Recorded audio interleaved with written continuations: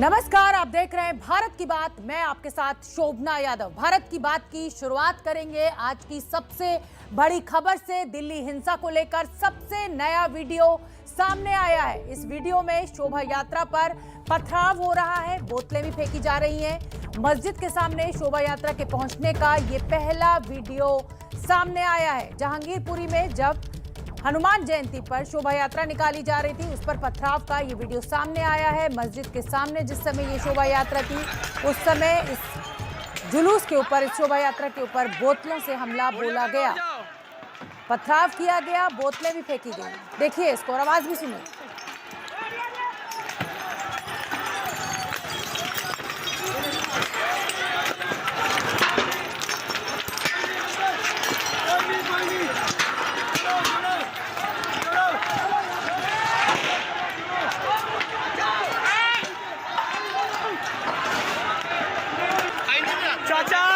चाचा गलत हो रहा है, ये चाचा देख रहे हो। तो पत्थर और कांच की बोतलों से हमला हुआ, ये आप देख सकते हैं।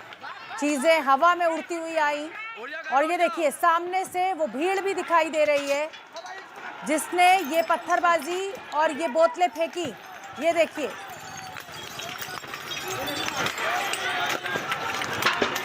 तो हमारे साथ तमाम हमारे रिपोर्टर्स फील्ड में मौजूद हैं, उनका मैं रुख करना चाहूंगी।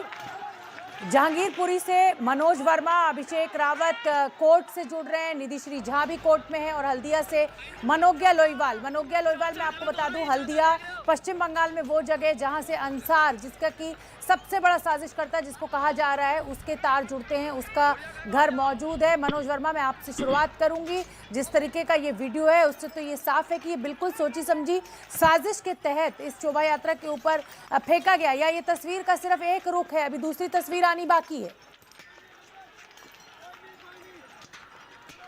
जी बिल्कुल, देखिए जिस तरीके से एक के बाद एक वीडियो एविडेंसेस पुलिस के पास सामने आ रहे हैं और पुलिस ने साफ कर दिया है कि जो जो वीडियो पुलिस के पास सामने आएंगे उन सभी वीडियो की जांच की जाएगी। और ये वीडियो इसलिए भी पुख्ता हो जाता है कि आज अदालत के अंदर पुलिस ने साफ तौर पर, जब सोनू की रिमांड पुलिस मांग रही थी, तो पुलिस ने कहा जो उस हामिद को गिरफ्तार किया था, उस हामिद से भी पूछताछ करनी है, सोनू से भी पूछताछ करनी है, और 7 दिन की सोनू की रिमांड मांगी थी। उसकी वजह ये थी कि हामिद वो शख्स है, वो स्क्रैप डीलर है जिसने बोतलें सप्लाई की थी, और ये बात कल ही साफ हो गई थी कि हामिद ने बोतलें सप्लाई की थी। तो क्या ये एक सोची समझी साजिश थी? ये सबसे बड़ा सवाल है। अगर बोतलें सप्लाई हामिद ने की और उन्हीं बोतलों का इस्तेमाल इस शोभा यात्रा पर किया गया, तो यानी कि एक सोची समझी साजिश थी। लेकिन अभी तक पुलिस किसी निष्कर्ष पर नहीं पहुंची है। तमाम पहलुओं पर पुलिस जांच कर रही है।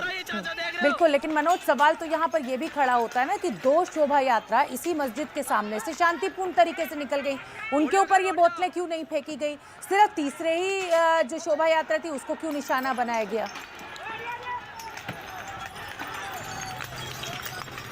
बिल्कुल, देखिए पुलिस के आला अधिकारियों से जब हमने बातचीत की तो उनका साफ तौर पर यह कहना है कि जो शोभा यात्राएं निकली थी पहले, उनकी परमिशन उन्होंने मार्च के महीने में ही मांग ली थी, लेकिन जो तीसरी शोभा यात्रा निकलनी थी उन्होंने उसकी परमिशन के लिए 15 तारीख को अप्लाई किया था और 16 तारीख को शोभा यात्रा निकलनी थी। पुलिस के अधिकारियों का यह कहना था कि जब लोग वहां पर इकट्ठा हो गए तब उन्हें ये लगा कि 2 शोभा यात्रा निकल चुकी है और तीसरी भी शोभा यात्रा निकल जाएगी। यही वजह है कि पुलिस ने इस तीसरी शोभा यात्रा को जाने के लिए कहा, लेकिन पुलिस भी ये नहीं जानती थी कि आखिरकार ऐसा हो जाएगा और यहाँ पर हंगामा हो जाएगा, हिंसा हो जाएगी, और हंगामा भी हुआ, हिंसा भी हुई। अब पुलिस के सामने सबसे बड़ी चुनौती यही है कि किस तरीके से इस पूरी जांच को आगे बढ़ाया जाए। अभिषेक रावत भी जहांगीरपुरी में मौजूद है। अभिषेक, मैं आपका रुख करना चाहूंगी। जैसा कि आपने मनोज को सुना, सबसे बड़ी चुनौती पुलिस के सामने यही है कि बिना किसी भेदभाव के इस जांच को अंजाम तक पहुंचाया जाए, दोषियों को सलाखों के पीछे पहुंचाया जाए। इस समय का क्या अपडेट आपके पास है? देखिए शोभना, ये जो सवाल है ये वाजिब है, क्योंकि जो मुस्लिम पक्ष अगर मैं कहूँ तो उनके मन में जो सबसे बड़ा जो सवाल है, जो प्रश्न चिन्ह है, वो यही है। उनको ये लगता है कि एक पक्षीय कार्रवाई पुलिस द्वारा की जा रही है और उन्हीं को जो है दोषी इसमें माना जा रहा है। वो बार बार यही सवाल उठा रहे हैं कि भाई हमारी जो शिकायत है उस पर कब सुनवाई होगी। वो ये बता रहे हैं, ये दावा कर रहे हैं कि मस्जिद के ऊपर से कोई पथराव नहीं हुआ है, ना ही मस्जिद के अंदर से किसी प्रकार का कोई हमला किया गया है। जब जो शोभा यात्रा थी वो मस्जिद से थोड़ा आगे बढ़ गई है तब पथराव चालू हुआ है। वो सिरे से इस आरोप को नकार रहे हैं कि मस्जिद के ऊपर से कोई पथराव या कोई हिंसा हुई है। तो ये जो बात है, इसी के लिए पुलिस ने बार बार अमन कमेटी के जो सदस्य हैं इस इलाके के, उनके साथ बैठक की है। जो अन्य जो मौजूद लोग हैं मुस्लिम पक्ष के, उनको ये आश्वासन दिलाया है कि एक पक्ष कोई कार्रवाई नहीं होगी, दोनों ही पक्ष पर जो है निष्पक्ष जांच की जा रही है। और यही वजह भी है कि 5 जो आरोपी हैं इसमें वो हिंदू हैं जिन्हें गिरफ्तार किया गया है। और पुलिस बार बार ये दावा कर रही है कि निष्पक्ष जांच कर रही है और जिस भी व्यक्ति के खिलाफ दावा जो भी करने से सबूत कुछ सामने नहीं आते होगा। हैं, अभिषेक उसी के रावत, अनुसार कोर्ट उसके में जब ये खिलाफ पूरे कानूनी केसेस कार्रवाई की पहुंचेंगे उसके बाद दोषी साबित पुलिस कर पाती है या नहीं कर पाती है, तभी पुलिस की बात सही मानी जाएगी। क्योंकि नॉर्थ ईस्ट दंगों का जो हाल कोर्ट में हो रहा है वो किसी से छुपा हुआ नहीं है। मेरे साथ निधिश्री झा जुड़ रही है, रोहिणी कोर्ट के बाहर निधिश्री मौजूद है। निधिश्री, आज सोनू चिकना को यहाँ पर पेश किया गया, पुलिस ने 7 दिन की रिमांड मांगी थी, 4 दिन की रिमांड कोर्ट ने दी, क्या कहना था कोर्ट का? जी बिल्कुल शोभना, देखिए मैं बता दूं कि सोमवार को सोनू फिरोज की गिरफ्तारी के साथ चौथी एफआईआर दर्ज की गई है जहांगीरपुरी हिंसा के मामले में। आज जब सोनू को रोहिणी कोर्ट में शाम को पेश किया गया तो पुलिस की कोशिश यही थी कि 7 दिनों की पुलिस कस्टडी मिले, क्योंकि लगातार पूछताछ जो है वो सोनू से चल रही है। और सोनू शुरुआती बयान में जो कुछ सोनू ने पुलिस को कहा है उससे पुलिस संतुष्ट नज़र नहीं आ रही है। और यही बातें पुलिस ने कोर्ट के सामने में भी कही है। पुलिस ने जो कोर्ट के सामने जो बातें की वो मैं दोहराना चाहूँगी। पुलिस ने सबसे पहले ये कहा कि सोनू चूँकि इन जहांगीरपुरी हिंसा के मामले में मुख्य आरोपियों में से एक है, सोनू के हाथ में पिस्टल था। ये पिस्टल सोनू ने कहाँ से लिया ये उसने पुलिस को बता दिया, लेकिन उसके बाद का जो सिलसिला है, उसके बाद जो पूछताछ, आखिरकार सोनू के हाथ में पिस्टल था तो क्या सोनू को हिंसा के बारे में पहले से मालूम था कि बिल्कुल नियोजित तरीके से ये हिंसा होगी? क्योंकि अगर जहांगीरपुरी, और यही बड़े सवाल, बिल्कुल शाम को अगर फायरिंग होती है जी बिल्कुल निधिश्री, और बड़े सवाल यही हैं कि भाई क्या ये सुनियोजित तरीके से हुई या सडन प्रोवोकेशन में ये पूरा मामला इतना उलझ गया। मनोज्ञा लोईवाल हल्दिया में मौजूद है, पश्चिम बंगाल का वो जगह जहां से कि अंसार आता है। मनोज्ञा, आपने आज फेसबुक का एक फर्जी अकाउंट भी दिखाया कि किस तरीके से अंसार ने राज मल्होत्रा के नाम से अकाउंट खोला हुआ है। उनके आसपास जो लोग रहते हैं उनका क्या कहना है अंसार को लेकर? देखिए, बड़ी मिली जुली प्रतिक्रिया है। अधिकतर लोगों का कहना है कि वो यहाँ जब भी आते हैं, यानी कि ईद हो, बकरीद हो या कोई भी त्योहार का समय हो, या फिर कोविड के समय भी बहुत बड़ा समय, लंबा समय उन्होंने यहाँ बिताया अपने घर पर। अब इस पूरे समय पर जब भी आते हैं तो आसपास के लोगों को खुश रखते हैं, अड्डा करते हैं, घूमने जाते हैं और उसके बाद खर्च भी बहुत करते हैं। जितने भी स्थानीय लोग थे वो कहते हैं कि भैया हमारे आते हैं, जो भी कमाते हैं हम पर बहुत खर्च करके जाते हैं। अब इस पर 2 बातें हैं। अगर कोई व्यक्ति 70,000 रुपये कमाता है तो क्या वो 50,000 रुपये उड़ाकर जाएगा? अगर किसी व्यक्ति का नाम अंसार है तो वो राज मल्होत्रा 786 के नाम से अपना नाम और अकाउंट फेसबुक पे क्यों चालू रखेगा इतने वर्ष तक, और लगातार उस पर ही अपनी सारी तस्वीरें क्यों पोस्ट करेगा? हर नेता के साथ, यानी वो बीजेपी हो दिल्ली में, आम आदमी पार्टी हो या फिर तृणमूल कांग्रेस हो बंगाल में, इन सब के नेताओं के साथ उसकी लगातार तस्वीरें भी दिखी हैं। और उसके साथ साथ यहाँ पर कई लोगों के साथ, यानी कि कभी पुलिस के साथ हाथ में सिगरेट लिए हुए, कभी बोतलों के साथ, और इन सारी प्रक्रिया को आपने कई बार फेसबुक पे उसने पोस्ट भी किया है। भले ही एक भी टैगलाइन न दी हो, एक भी शब्द न लिखा हो उसके साथ, लेकिन इसे पोस्ट करना भी अपने आप में एक बड़ा सवाल खड़ा करता है। जी बहुत बहुत धन्यवाद आप सभी को। और मैं अपने दर्शकों को बता दूं कि अंसार का संसार शाम 7:30 बजे हमारी खास रिपोर्ट देखना बिल्कुल ना भूलें। आगे बढ़ेंगे भारत की बात में। 2 दिनों से सोशल मीडिया पर एक वीडियो खूब वायरल हो रहा है जिसमें एक दिव्यांग को लेकर तरह तरह की बातें चल रही हैं। वायरल वीडियो खरगोन का है और दावा यह किया जा रहा है कि पुलिस ने एक दिव्यांग को, जिसके दोनों हाथ नहीं है, उसे पत्थरबाजी का आरोप बता दिया। लेकिन आज जब हमने इस वायरल खबर की पड़ताल की तो कहानी कुछ और ही निकल कर आई। आप देखिए। असीम शेख नाम का ये शख्स सोशल मीडिया पर पिछले 2 दिनों से वायरल है। आरोप ये लगा रहा है कि पत्थरबाजों के खिलाफ जब पुलिस ने कार्रवाई की तो उसकी गुमटी भी तोड़ दी गई। सोशल मीडिया पर वसीम की ये कहानी वायरल हुई तो बड़े बड़े लोग इस घटना को खरगोन की हिंसा के बाद हुई बुलडोजर वाली कार्रवाई से जोड़ने लगे। महाराष्ट्र के मंत्री नितिन राउत ने ट्विटर पर लिखा, क्या जिस व्यक्ति के हाथ ही नहीं है वह शोभा यात्रा पर पत्थर चला सकता है? एमपी पुलिस को यही लगता है, इसलिए उसने वसीम अहमद शेख का घर गिरा दिया। जबकि सरकारी रिकॉर्ड में कहीं ये बात नहीं कही जा रही कि वसीम पत्थरबाजी में शामिल था, इसलिए गुमटी तोड़ी गई। वसीम भी इतना भर कह रहा है कि पत्थरबाजों पर कार्रवाई हुई और मेरी गुमटी भी तोड़ी गई। 10 तारीख को शहर की फिजा बिगड़ी। 11 तारीख को ये कहा गया कि पत्थर फेंकने वाले और दंगाइयों के बोले कि मकान तोड़ दिए जाएंगे, पत्थर बना दिए जाएंगे। उसमें मेरी गुमटी को भी जो है इन्होंने बुलडोजर से तोड़ दी गई। सोशल मीडिया पर बिना पूरी पड़ताल के लोग कहानी लिखने लगे। अब खरगोन प्रशासन की ओर से बाकायदा जानकारी दी गई है कि वसीम के साथ ऐसा कुछ नहीं हुआ जिसको वायरल किया जा रहा है। जहाँ तक वसीम की बात है, उसके संबंध में ना ही कोई घर टूटा है उसका, ना ही कोई दुकान टूटी है। इसकी पुष्टि स्वयं वसीम ने की है। वसीम की जो हालत है, वो जो दिव्यांग है, उसके प्रति सरकार की जो संवेदनशीलता है उसके बारे में आपको बताना चाहूँगी। उसे दिव्यांग पेंशन का लाभ मिल रहा है, उसकी माँ को विधवा पेंशन का लाभ मिल रहा है। जिला प्रशासन ने वसीम का भी वीडियो रिकॉर्ड कर सोशल मीडिया पर जारी किया, जिसमें वसीम गुमटी टूटने की बात को भी खारिज कर रहा है। तो मेरी पोस्ट पे झूठी अफवाहें ना फैलाएं, ना मेरा आवाज़ जो मेरा कोई घर टूटा है, ना कोई मेरी गुमटी को जो है कि प्रशासन द्वारा तोड़ी गई है। वसीम के परिवार में 2 छोटे बच्चे हैं, पत्नी है और बूढ़ी माँ है। प्रशासन का कहना है कि वसीम और उसकी मां को सरकारी सहायता हर महीने दी जाती है। ब्रेक के बाद स्वागत है आपका। आप देख रहे हैं भारत की बात जम्मू कश्मीर की करेंगे। 24 अप्रैल यानी 5 दिन बाद प्रधानमंत्री नरेंद्र मोदी घाटी की वादियों में होंगे। पीएम के दौरे से पहले सुरक्षा के इंतजाम तेज किए गए हैं, लेकिन आतंकवादियों की कश्मीर को अस्थिर करने की कोशिशें भी लगातार जारी है। हमारी ये रिपोर्ट देखिए।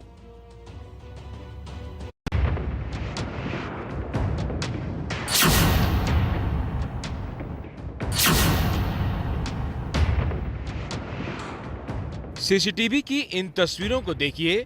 पुलवामा के काकापोरा रेलवे स्टेशन पर एक आतंकी पिस्टल के साथ दाखिल होता है और यहां मौजूद रेलवे सुरक्षा बल के जवानों पर फायरिंग करता है। हेड कांस्टेबल शहीद सुरेंद्र सिंह मौके पर ही शहीद हो जाते हैं, जबकि दूसरा जवान अस्पताल में जिंदगी की जंग लड़ रहा है। हेड कांस्टेबल शहीद सुरेंद्र सिंह को आज श्रीनगर में श्रद्धांजलि दी गई। अब कुपवाड़ा की इन तस्वीरों को देखिए, जहां आतंकियों ने हाईवे पर आईईडी ब्लास्ट की साजिश रखी थी, जिसके निशाने पर सुरक्षा बल थे, लेकिन किसी अनहोनी से पहले ही सुरक्षा बलों ने आईईडी को डिफ्यूज कर दिया। तारीख 15 अप्रैल 2022, जगह बारामूला।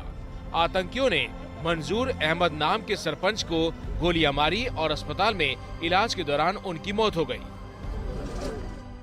कश्मीर में बीते कई दिनों से सरपंच, प्रवासी मजदूर, दुकानदार और कश्मीरी पंडितों को मिलिटेंट अपना निशाना बना रहे हैं। मिलिटेंट घाटी का माहौल खराब करने के लिए लगातार टारगेट किलिंग्स कर रहे हैं। मिलिटेंट संगठन टीआरएफ ने अमरनाथ यात्रा के दौरान हिंसा की धमकी दी है। कश्मीर की अलग अलग जगहों से आ रही इन तस्वीरों ने सुरक्षा बलों की चिंता बढ़ा दी है, क्योंकि 24 अप्रैल से पीएम मोदी जम्मू कश्मीर के दौरे पर हैं और अनुच्छेद 370 के खात्मे के बाद पीएम मोदी पहली बार घाटी में पहुंच रहे हैं। कार्यक्रम माननीय प्रधानमंत्री जी का है और मुझे लगता है कि प्रशासन ने काफी मेहनत से सारी व्यवस्थाओं को ठीक ढंग से इंतजाम दिया है। मैं उम्मीद करता हूं कि न भूतो न भविष्यति। और अब पीएम के दौरे से पहले जम्मू कश्मीर पुलिस और सेना भी अलर्ट मोड में आ चुकी है। ऑपरेशन जो काउंटर टेररिस्ट ऑपरेशंस हैं, वो हर रोज कामयाब ऑपरेशंस हो रहे हैं। कहीं कहीं जो आतंकी एलिमेंट हैं वो अपने कार्रवाई भी करते हैं, इसमें कोई शक नहीं है, मगर जो कार्रवाई करते हैं उनकी पहचान की जा रही है और उनको जल्द न्यूट्रलाइज भी किया जा रहा है।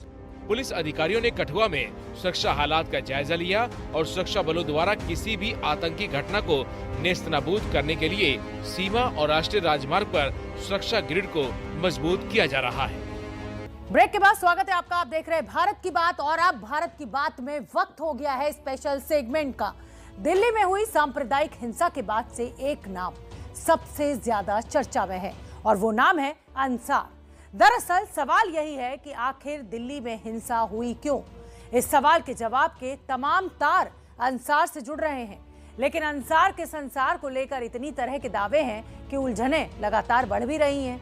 अंसार के पड़ोसी से लेकर इमाम और पुजारी तक उसे नेक इंसान कह रहे हैं, लेकिन उसका लाइफस्टाइल, उसका पेशा और उसकी कमाई कुछ अलग ही कहानी बयान कर रहे हैं। और इसीलिए अंसार के असली रूप को लेकर रहस्य गहरा होता जा रहा है। तो देखिए कैसा है अंसार का संपूर्ण संसार। सबका देखभाल करता है, अच्छा करता है। मेरा बच्चा थोड़ा मेंटली हैंडीकैप है ना, बच्चे को प्यार करता बहुत। यहाँ गली मोहल्ले में तो कोई गलत व्यवहार नहीं। अगर किसी की लड़ाई हो रही, पहुँच गए, देखे तो जो है छोड़ा दिए, समझौता करा दिए बस। किसी को छोटा हो बड़ा हो सबको इज्जत करते हैं। उनकी वजह से बहुत घर चल रहे हैं। इस वक्त जो आप तस्वीरों में घर देख रहे हैं, ये टाइल्स से पूरा बना हुआ जो घर है, ये 5 मंजिला घर ये अंसार का ही है। ना सिर्फ 1 मंजिल और 2 मंजिल बल्कि 5 मंजिल जो है वो अंसार की ही हैं। और आप देख सकते हैं हर फ्लोर पर एसी जो है वो भी लगा हुआ है। हमारी गली में रहता है, बहुत बढ़िया इंसान है। पहले लॉकडाउन में बहुत उनने कम से कम 10-15-20 लाख रुपए तो सबको खिलाया पिलाया है वहाँ पे। जो आदमी है इससे बढ़िया दिलदार आदमी कोई यहाँ पे नहीं मिल सकता।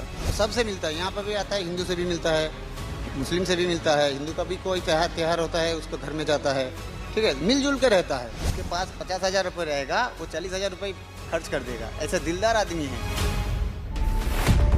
जितने चेहरे उतने दावे।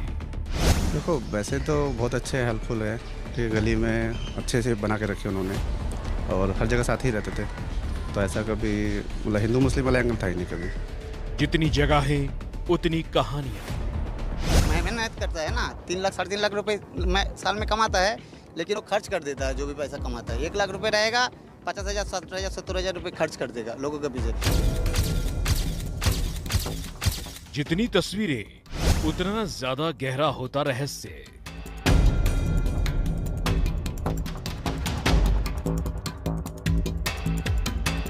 और इन सब के बीच मुंह उठाए खड़ा इकलौता सवाल ये है कि दिल्ली हिंसा के मुख्य आरोपी अंसार के संसार का संपूर्ण सच क्या है। तस्वीर जिसने दिल्ली हिंसा के मुख्य आरोपी अंसार को चर्चा में ला दिया।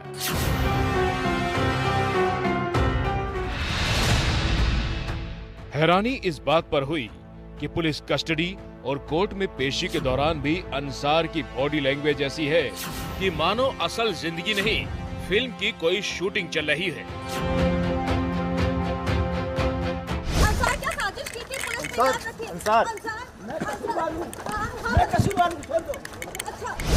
अंसार की शख्सियत मिस्ट्री बन गई है। और मिस्ट्री क्यों है, इसे समझने के लिए आप टीवी स्क्रीन पर मौजूद इन 2 तस्वीरों को देखिए। एक तरफ अंसार की वो तमाम तस्वीरें हैं जो उसके जिंदगी जीने का अंदाज बताती है। तस्वीर के दूसरे हिस्से में अंसार की अच्छाई का बखान करने वाले उसके तमाम पड़ोसी मौजूद हैं जो इसे इलाके का मसीहा बताते हैं। शुरुआत तस्वीर के पहले हिस्से के विश्लेषण से करते हैं। ज्यादातर तस्वीरों में अंसार या तो सोने से लदा हुआ दिखाई देता है या फिर शराब की बोतलों के साथ है। जो हिस्सा हमने धुंधला कर दिया है उसमें शराब की बोतलें रखी हैं। एक तस्वीर में तो अंसार हाथ में राइफल लिए हुए दिखाई देता है। सिर्फ तस्वीरें ही नहीं, अंसार की जिंदगी तस्वीरों की तरह ही कितनी आलीशान नहीं उसकी गवाही देता है उसका ये 5 मंजिला घर, जिसके हर फ्लोर पर एसी लगा हुआ है और सीसीटीवी से निगरानी भी की जा रही है। अंसार का घर जहांगीरपुरी में हिंसा वाली जगह से सिर्फ 200 मीटर दूर है। इस वक्त जो आप तस्वीरों में घर देख रहे हैं, ये टाइल्स से पूरा बना हुआ जो घर है, ये 5 मंजिला घर ये अंसार का ही है। ना सिर्फ 1 मंजिल और 2 मंजिल बल्कि 5 मंजिल जो है वो अंसार की ही हैं।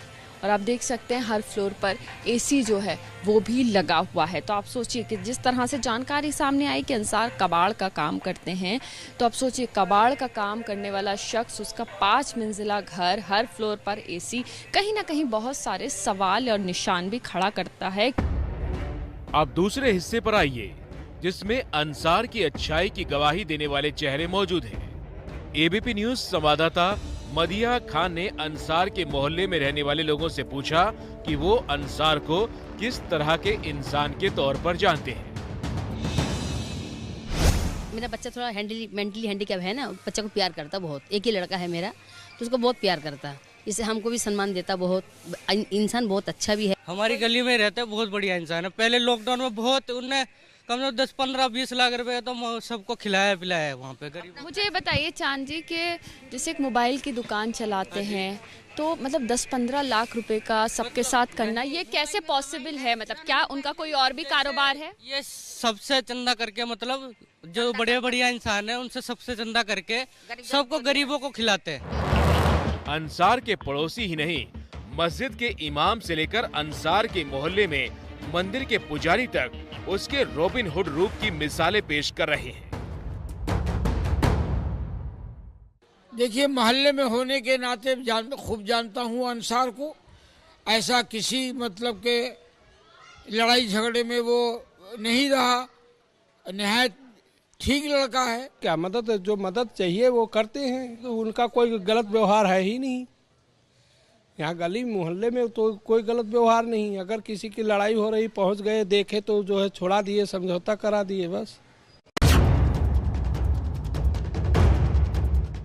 अंसार के पड़ोसी सिर्फ उसकी नेक दिली का ब्यौरा नहीं पेश कर रहे, बल्कि उनका दावा है कि अंसार ने झगड़ा रोकने की कोशिश की थी, ना कि उपद्रव की शुरुआत की।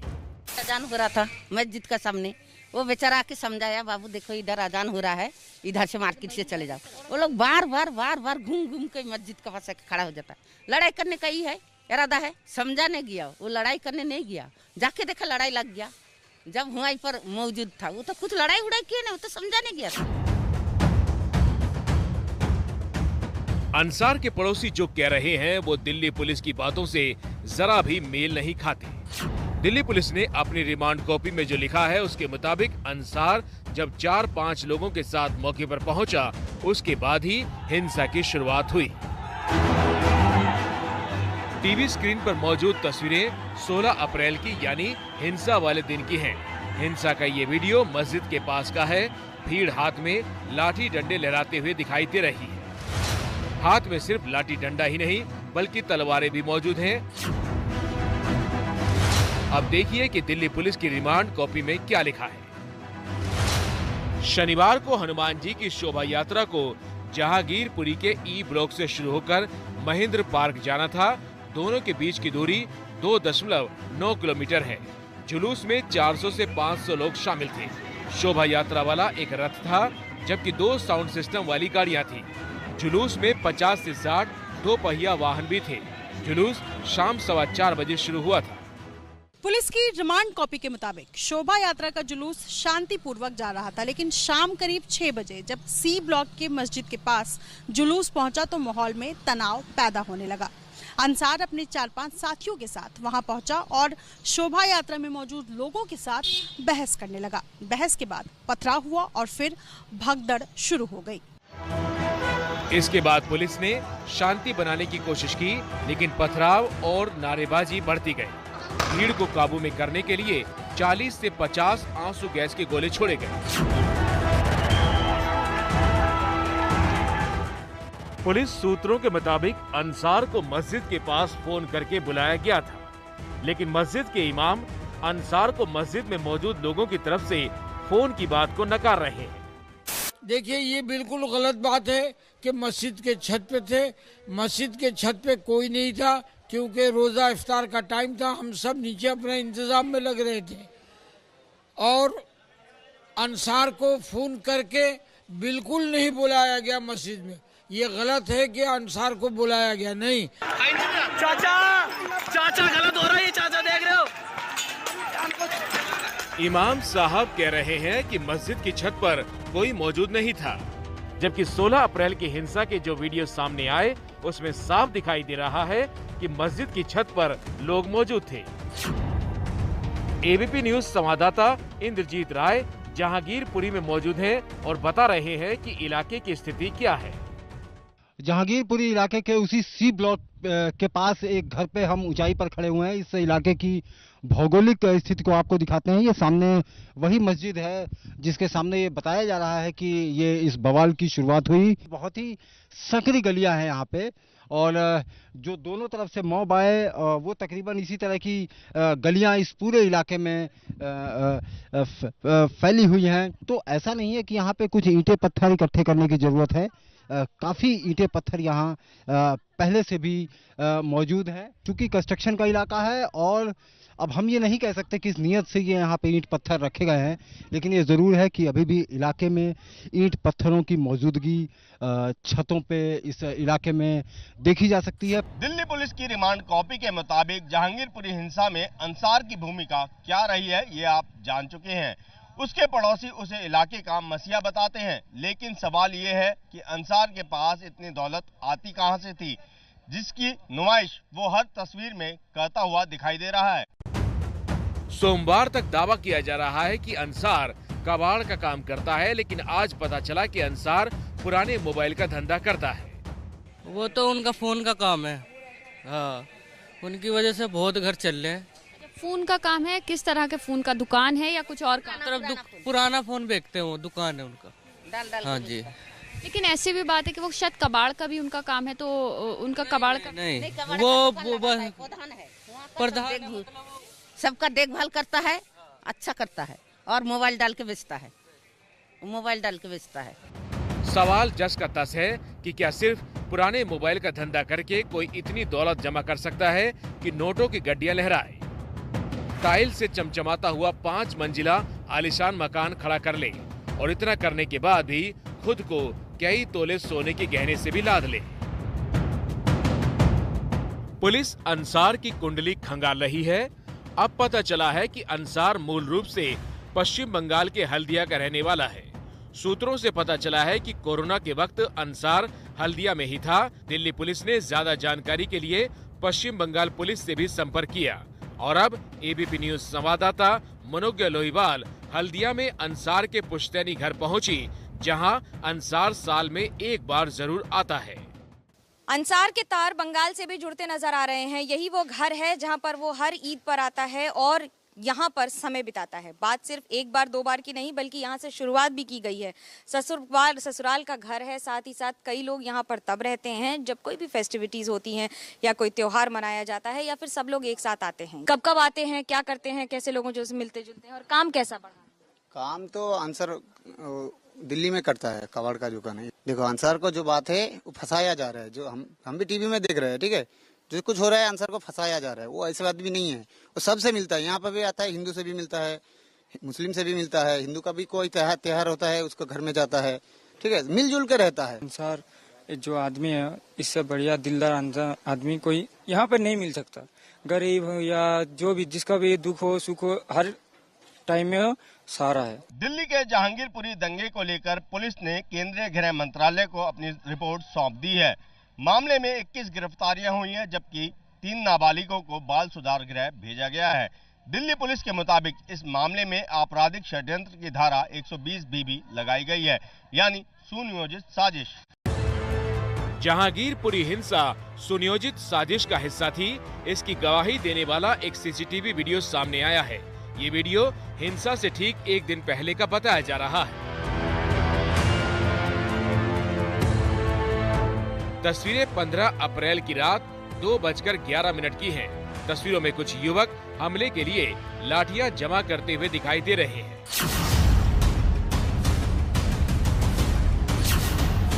वीडियो में 5 युवक हैं जो लाठी इकट्ठा कर रहे हैं। इन युवकों की स्थानीय लोगों से बहस भी होती है, जो उनका विरोध करने घर से बाहर आए थे।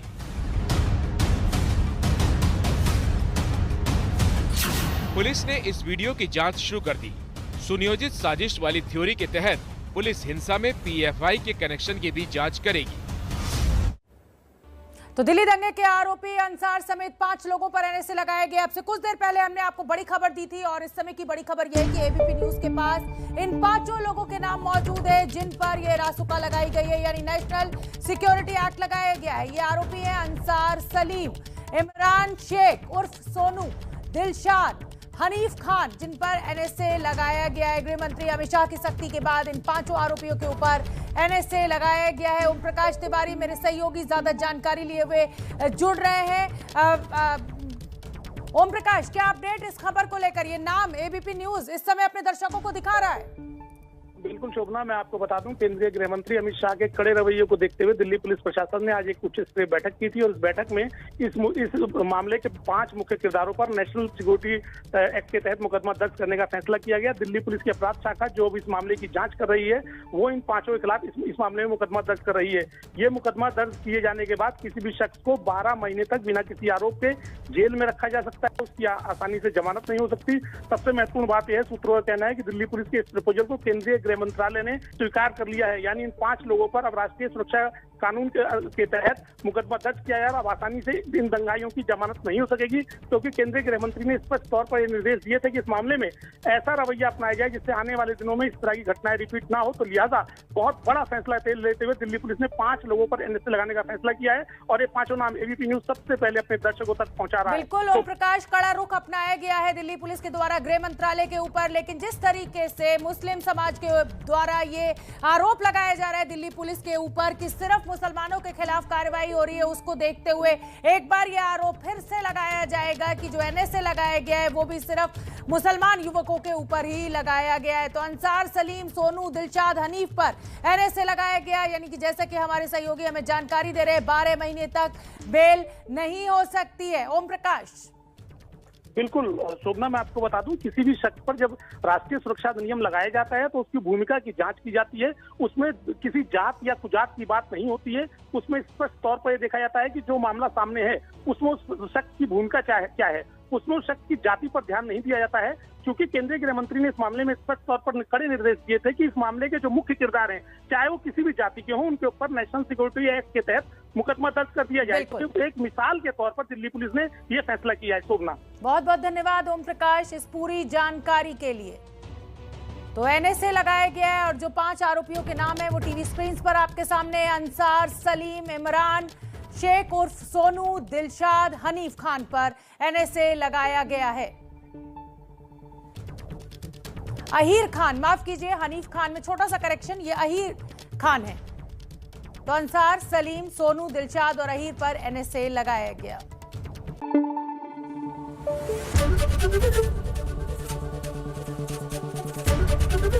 एबीपी न्यूज आपको रखे आगे।